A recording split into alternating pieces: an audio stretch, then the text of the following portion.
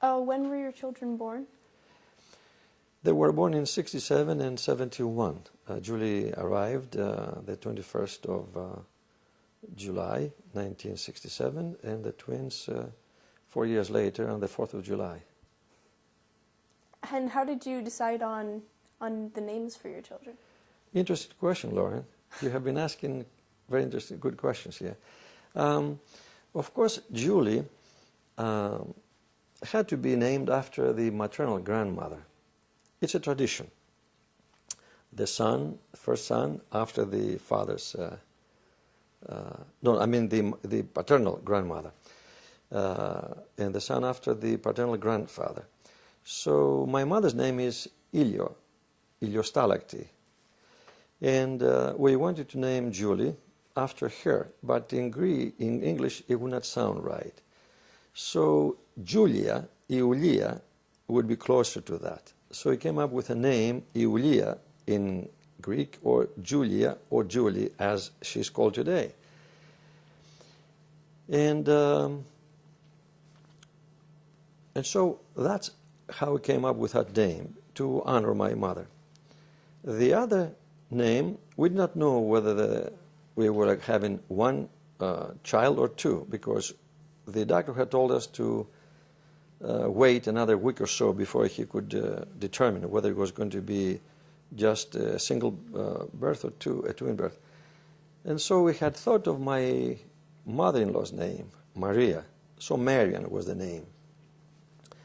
But the day when we had to go to the hospital, the oldest daughter, the only daughter that we had at the time, Julie, was playing a song on the tape, on the record player, and that was Santa Claus is Coming to Town, a Christmas song, Christmas, Christmas, Christmas, Christmas. So when the OB-GYN told me that there were two girls, and he asked me what I would call her, the second one, the name that popped up in my head was Christiana, because of Christmas, Christ, Christiana. And so that's how it was. Marian was already established, because my mother-in-law was Maria. And Christiana, because of that occurrence, that Julie was fascinated with that Christmas song. So that's how we came up with the name Christiana. What do you teach your daughters about their Greek heritage? We teach culture, we teach identity, values, and attitudes. My daughters married outside of the Greek community. We did not tell them to marry this person or that person, but it just happened. We went to many affairs, many Greek dinner dances, but they did not meet someone that would be married to later. So they found out their own husbands. But they all have become aficionados of the Greek culture, the Greek history. And they do go to Greece and they visit. And the grandchildren also absorb this. And I teach my grandchildren now Greek. And I hope before I go back to Greece in May, they will be able to be good readers. So essentially it's the Greek culture, some elements of history, but the Greek culture. So they can appreciate the good things that Greece stands for. And they can appreciate visiting Greece and enjoying themselves there. We would go to parades. We would take them to historical sites in Greece and just help them become baptized into this culture, this civilization. What Greek holidays or Greek traditions did you experience growing up that you've adapted into your life here? Christmas and Easter, and we do have a celebration here where all families gather. In addition to that, we have Thanksgiving, which is adapted from the American life. And so we have a reunion on Thanksgiving Day here. In addition to parades, we would go to the parade downtown, the Greek parade, which is celebrated close to the 25th of March. And this is analogous to the 4th of July parade, 4th of July of the States. And we would go, of course, to the 4th of July parade in the downtown area or here in our suburbs. We like to keep both of those traditions, the Greek traditions and the American traditions, as much as possible. Of course, we have name days too. Our grandchildren and children celebrate their name day, because in the calendar, in the Greek Orthodox calendar, there is a day dedicated to a certain saint.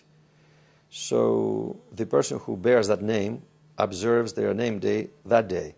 It's like another birthday, but this is in addition to the birthday. It's a name day. For instance, my name is Nicholas. The saint's name day is the 6th of December, so I celebrate my name day on the 6th of December. Barbara on the 4th of December, because that's Saint Barbara's day. So every person who is called Barbara celebrates their name day on the 4th of December. But if that person was born, let's say, the 13th of January, she also has a birthday on the 13th of January. So our grandchildren and children keep up both of those traditions, name day and birthday. You've said that you continue to this day to travel back to Greece. How is Greece today different from the Greece that you knew growing up there as a little boy? Lauren, it has been said that you can never go home again. I have been speaking with many people who left Greece either at the same time I did, or earlier or later. And they feel alienated from their own people. Greece has undergone tremendous changes in the past years, especially since 1984, when the new party of Socialist Papandreou took over. The Greek people have become fanatic when it comes to politics. They carry a card, political card. They have also experienced a loosening of the family ties.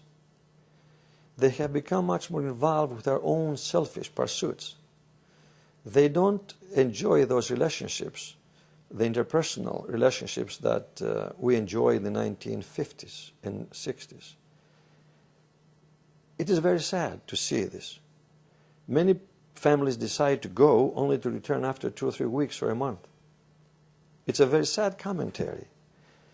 Part of this is because of the globalization. We have become homogenized. We have lost our local character, the local color. So Greece has become another European state. We have the United States of Europe now. And they want to make Greece pretty much like Germany, like Italy, like France. Things have changed. We have the euro that has made Greece a very expensive country.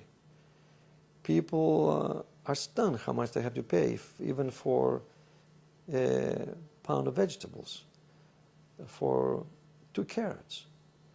Life has become impersonal. Life has become costly. And the small group dynamics are almost extinct. People have left their villages, the small towns. They have gathered in big towns. They live in apartments, concrete, brick, coal places. They have 2 or 3 cars.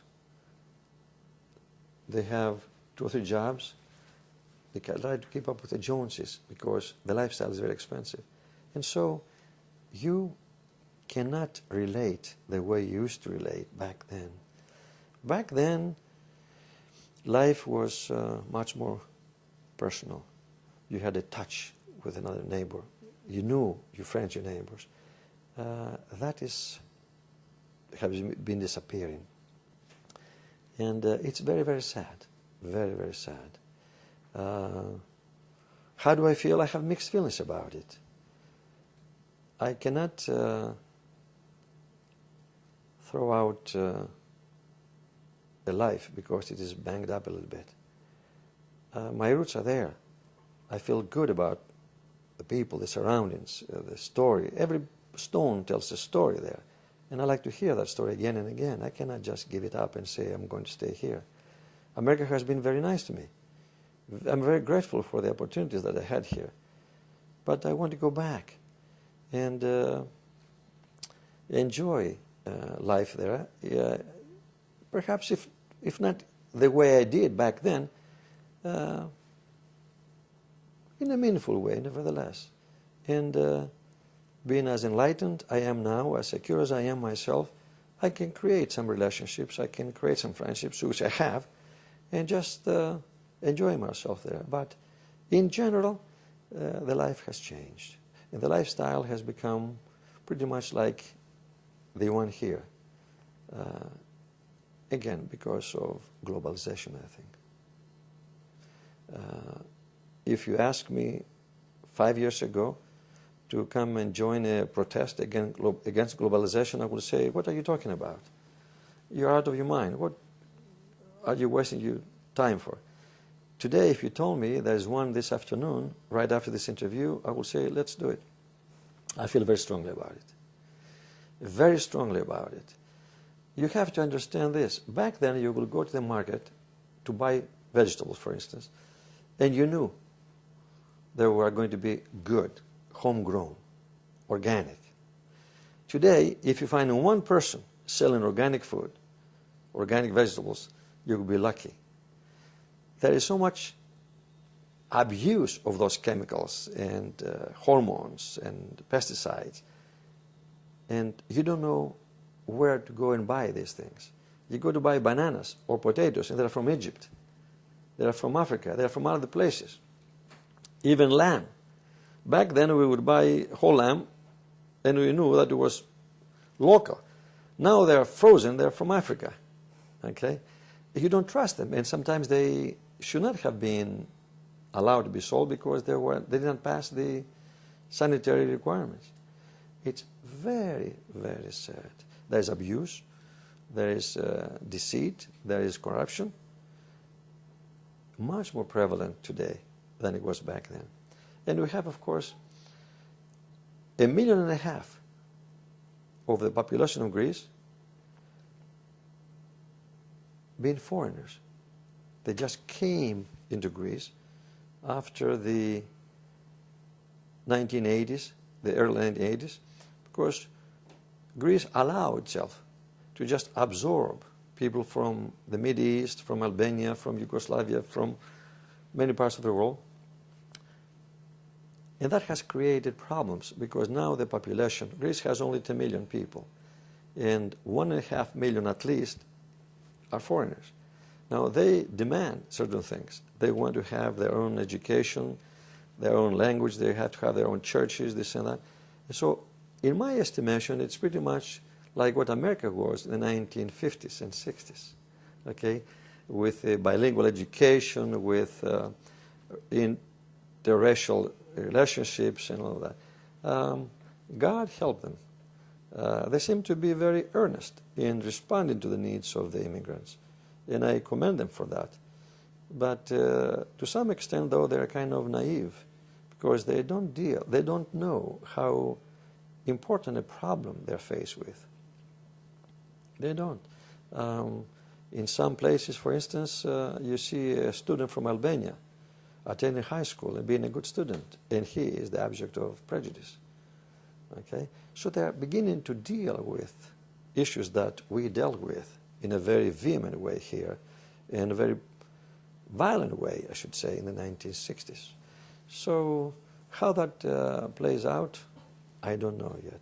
I just pray for the better of everybody, every group, every party.